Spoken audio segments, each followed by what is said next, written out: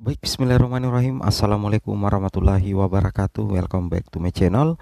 Selamat datang di Abil Maiwa Channel. Jadi teman-teman, video ini kami akan informasikan ya bahwa ini akan mengklarifikasi bahwasanya untuk P2 dan P3 itu memang mengikuti tes CAT BKN. Tapi ingat ya, sekali lagi saya tekankan, untuk P2 dan P3 tes catnya itu sama dengan pelamar umum, sama-sama tes BKN. Tapi ingat, bentuk soalnya itu loh yang berbeda teman-teman ya. Makanya kalau dikatakan tes cat observasi memang tidak ada, yang ada itu adalah tes cat BKN. Tapi ingat, untuk P2 dan P3 soalnya itu soal observasi meskipun tesnya tes cat BKN. Karena kenapa? Karena untuk P2 dan P3 itu tidak ada nilai ambang batas. Itu sudah dijelaskan di Diktum 3132 teman-teman ya. Jadi sebelum kita lanjut, bagi rekan-rekan guru yang baru pertama kali menemukan channel ini, jangan lupa tekan tombol subscribe dan aktifkan lonceng notifikasinya agar setiap hari Bapak Ibu bisa mendapatkan update informasi terbaru seputar perkembangan P3K. Di sini baru saja ya info untuk P2 dan P3 P3K 2023. Cek kategori guru honorer tidak pakai nilai ambang batas, hanya tes cat soal observasi ranking nilai terbaik. Tapi sebelum kita lanjut, bagi rekan-rekan guru yang baru pertama kali menemukan channel ini, jangan lupa tekan tombol subscribe dan aktifkan lonceng notifikasinya. Oke, langsung saja Bapak Ibu ya.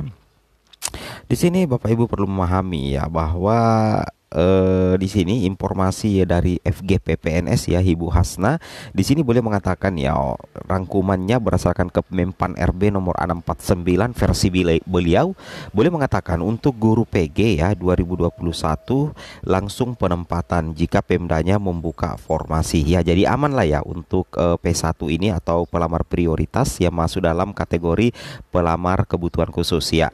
Kemudian pelamar kebutuhan khusus yang lain yaitu ada guru K2. Nah, teman-teman tentunya masih ingat ya, kalau guru K2 di P3K Guru 2022 itu dulu dikatakan P2. Sedangkan guru honorer negeri itu disebut guru khusus karena diutamakan untuk mendapatkan penempatan setelah yang PG selesai. Jadi guru honorer negeri ini maksudnya yang terdata di Dapodik, minimal masa kerja 3 tahun ke atas dan terdata di Dapodik, dan TMT sebelum Juni 2020 Bapak Ibu. Mereka ini sebenarnya adalah P3. Sedangkan guru K2 ini adalah P2, sedangkan guru PG 2021 adalah P1. Sebenarnya seperti itu. Nah, jadi kenapa guru K2, guru honorer negeri itu disebut guru khusus? Karena nantinya diutamakan untuk mendapatkan penempatan setelah yang PG selesai.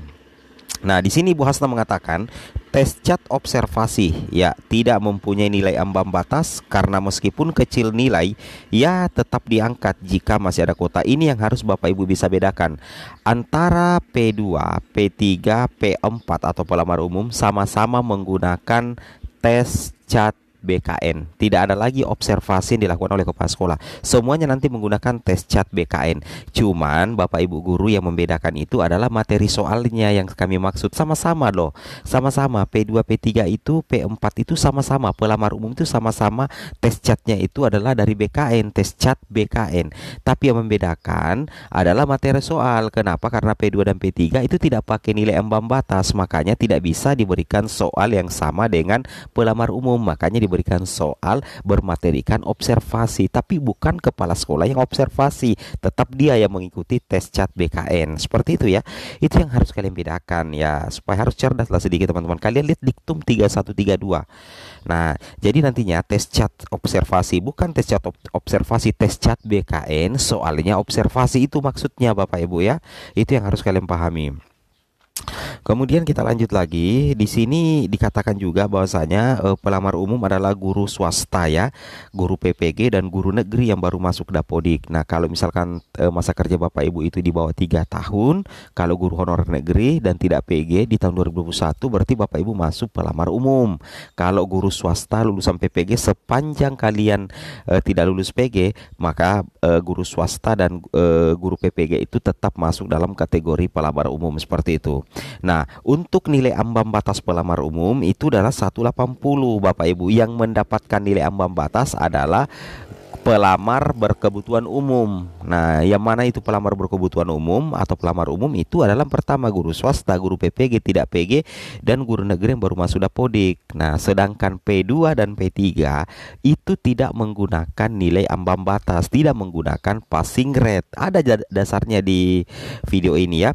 Jadi P1, P2, P3 dan P4 tidak ada lagi, dan untuk nilai yang diambil hanya nilai passing grade P1 aja. Ingat, tidak ada lagi istilah P1, tidak ada lagi istilah P2, tidak ada lagi istilah P3, P4. Cuman kalau kita sebutkan lebih memudahkan aja, tapi sebenarnya istilahnya itu sudah dihilangkan. Yang ada itu adalah urutannya pelamar prioritas, guru K2, guru honorer negeri, kemudian pelamar umum. Seperti itu Bapak Ibu ya. Oke, lanjut lagi. Nah, di sini dikatakan nilai P2, P3 dan P4 itu hangus Bapak Ibu ya dengan sendirinya. Jadi tidak ada hubungannya lagi dengan nilai 2023 fix, adalah nilai baru didapatkan ketika mengikuti tes CAT. Tes CAT adalah tes yang menggunakan komputer dan nilainya langsung muncul ketika selesai ujian. Jadi antara P2, P3 dan P4 itu akan mengikuti tes CAT. Betul ya, mengikuti tes CAT BKN. Yang mana Bapak Ibu harus ketahui tes CAT itu adalah tes yang menggunakan komputer dan nilainya langsung dimunculkan ketika selesai ujian. Tapi ingat, P2 dan P3 tes CAT-nya itu bermaterikan soal-soal kompetensi guru Bapak Ibu dan kinerja guru. Itu yang harus Bapak Ibu pahami. Kemudian lanjut lagi, di sini dikatakan bahwa guru PG 2021 itu aman Bapak Ibu jika Pemdanya membuka formasi, hanya menunggu penempatan, insya Allah gak jauh-jauh ditempatkan ya. Kemudian guru K2, guru honorer negeri disebut guru khusus karena diutamakan dituntaskan setelah selesai guru PG, apalagi yang punya induk ya lebih dari 3 tahun di Dapodik. Jika dari swasta pindah ke negeri ada riwayat karir di SIM PKB-nya. Kemudian untuk pelamar umum adalah guru PPG swasta dan guru negeri yang baru Bapak Ibu ya. Ya, seperti itu kira-kira. Kemudian kita lanjut lagi. Nah, di sini untuk guru negeri diutamakan apalagi yang punya induk ya. Jadi untuk guru honorer negeri nantinya itu sangat diprioritaskan, apalagi nilai plusnya kalau misalkan di sekolah Bapak Ibu itu, sekolah induk Bapak Ibu itu udah kebutuhan. Sedangkan untuk guru swasta nilainya diturunkan dari 320 menjadi 180. Alhamdulillah ya untuk passing grade pelamar umum lah Bapak Ibu ya. Oke, kemudian kita lanjut lagi. Nah, ini kita berdasarkan di Kepmenpan RB atau Keputusan Menteri ya, Pendayagunaan Aparatur Negara dan Reformasi Birokrasi Republik Indonesia nomor 649 tahun 2023 Bapak Ibu ya, tentang mekanisme seleksi pegawai pemerintah dengan perjanjian kerja untuk jabatan fungsional guru pada instansi daerah tahun anggaran 2023 kira-kira ya. Jadi di sini kategori guru honorernya ya yang tes CAT BKN soal observasi, yaitu yang pertama ya di sini katakan kriteria diktum kedua ya, kriteria pelamar pada kebutuhan khusus itu yang pertama pelamar umum, pelamar prioritas ini guru PG ya, P1 ceritanya. Kalau ex tenaga honorer K2, ex THK2 itu P2. Sedangkan guru non aparatur sipil negara non ASN di sekolah negeri itu istilahkan P3. Ini adalah masuk dalam kategori kriteria pelamar kebutuhan khusus. Nah, ini diprioritaskan sekali. PG dulu baru ini B dengan C. Jadi B dengan C ini nantinya tidak menggunakan passing grade Bapak Ibu. Dijelaskan di diktum ke-31. Seperti itu kira-kira. Kemudian lanjut lagi di sini untuk ke-6 ya. Sedangkan untuk diktum ke-6 di sini memang sudah dijelaskan bahwa kriteria pelamar pada penetapan kebutuhan umum. Kalau dikatakan pelamar pada penetapan kebutuhan umum, teman-teman guru harus pahami itu masuk dalam kategori pelamar umum atau dulu kita kenal dengan istilah P4 Bapak Ibu ya. Yang pertama itu lulusan pendidikan profesi guru atau PPG yang terdaftar pada pangkalan database Bapak Ibu ya, kelulusan pendidikan profesi guru di Kementerian Pendidikan, Kebudayaan, Riset dan Teknologi. Kemudian guru yang terdaftar di Dapodik, Kementerian Pendidikan, Kebudayaan, Riset dan Teknologi. Seperti itu kira-kira.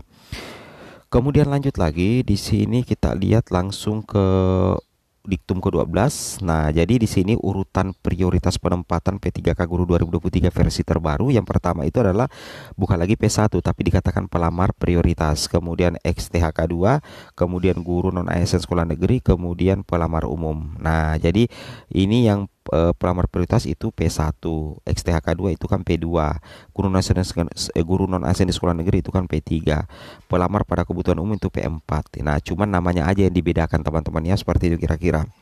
Kemudian kita lanjut lagi. Nah, ini yang saya bilang tadi. Jadi ini untuk diktum ke-13 14 itu seleksi jabatan fungsional guru itu terdiri dari seleksi administrasi dan kompetensi, yang mana itu seleksi kompetensi teknis, manajerial dan sosiokultural ya.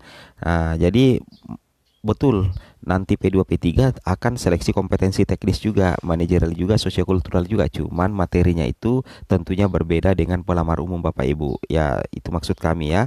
Nah, jelas sekali di sini yang terakhir kami jelaskan di diktum ke-31.